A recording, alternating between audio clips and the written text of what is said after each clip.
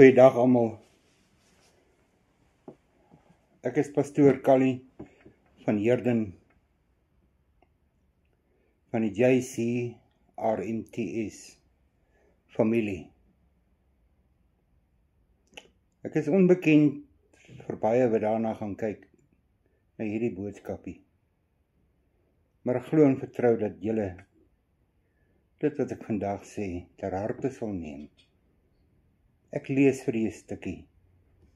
Here, U ken my. Here, U deursoek my en ken my. U weet of ek sit en of ek opstaan. U ken my gedagtes van ver af.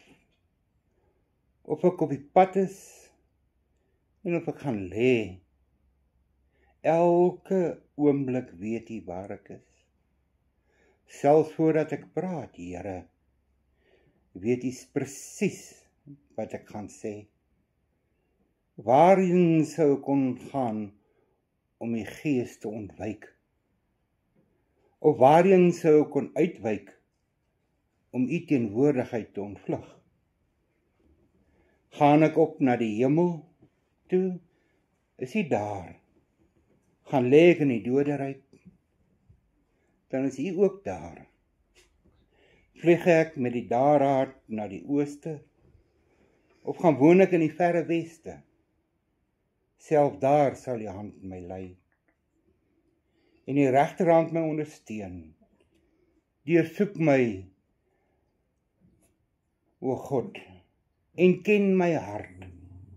Toets my en ken my onrustige gemoed. Die stuk is baie spesiaal.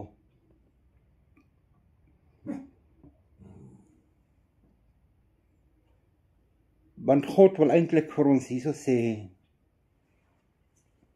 dat hy in beheer is van elkeen se lewens. Waar jy ook al mag gaan, watter pad jy ook mag loop.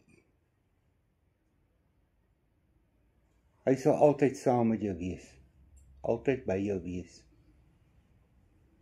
Daar is geen persoon op die hele wêreld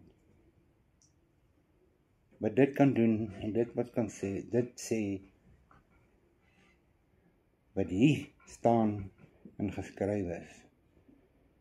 Neem Jesus aan, sodat jy hom mag volg en hy met jou sal wees deur jou hele lewe. Vader, seën